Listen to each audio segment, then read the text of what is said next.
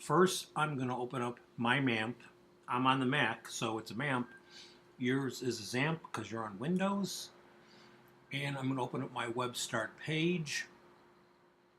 And the first bit of information that I want to write down are the three pieces of information that we will need to include in our scripts in order to connect to the database. We want to get the host name. We want to get the username. Mine is root, and my password is also root. Now this is just for the local host. When we use the Oakton database, the connection information will be different. I want to go to Tools, phpMyAdmin,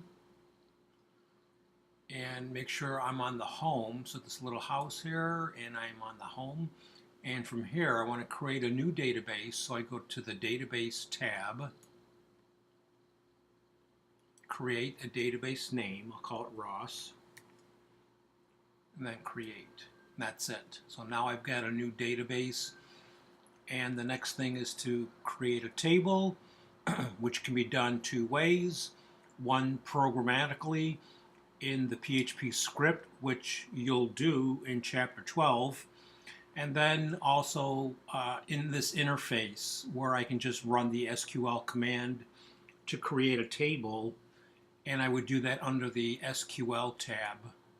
So let me go grab the code, and I believe it's in my notepad. So here we got the code for creating a table, and I'm just going to copy that and then come back here and paste it in to the editor.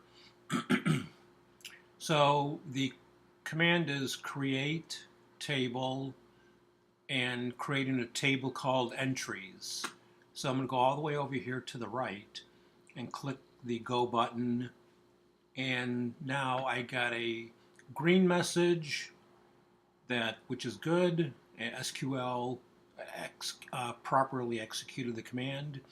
And you can see now over here in my database called Ross, I've got a new table called entries. And I can go look at the column definitions. And so here we are. Here's the title of the blog, the ID, the entry, which would be the text of the blog, and then a date stamp. Okay, so I think that's it for this video, and we'll see you next time.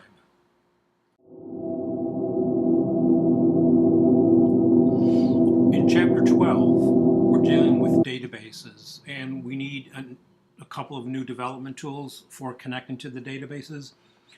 As you saw with the phpMyAdmin, it's used on your local host.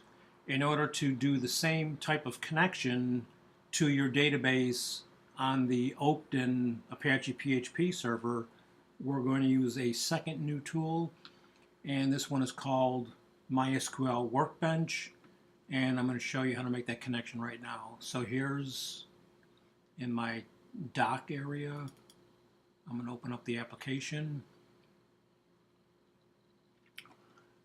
and over here I want to create a new connection by clicking the plus sign.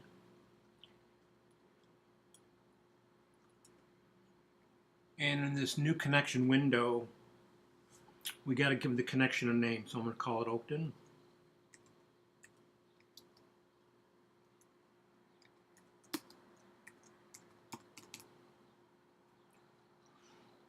The connection method should be standard TCP/IP, and there's three tabs here. Under parameters, for the host, we want to type in Apache PHP.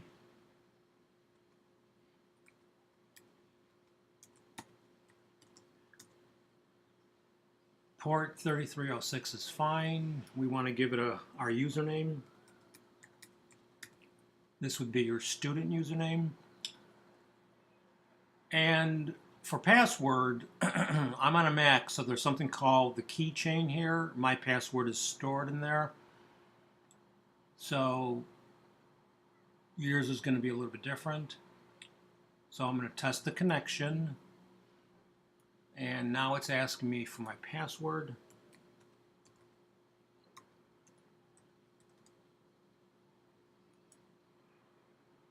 And it shows that I have successfully connected to the Oakton server.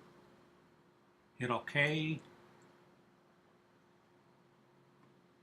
And here's my new connection information, and I believe I just got to click on that and I should be able to get in there. So here is a view of my control panel. Here's my database. These little symbols here indicate that it's a database. The database is my name, and then I can see the students, and you'll just see your own. So in this scenario, the database name is going to be your student ID. So you're going to have to make those changes in your PHP scripts in the connection information. So under my name, I see I've got some tables, and I've got two tables. I've got my entries, which is what we want to use in Chapter 12. And this table has already been created. Here is the syntax. Here is the SQL commands that created that table. So that's it. That's all I wanted to show you in this video, and I hope you do well. Thank you.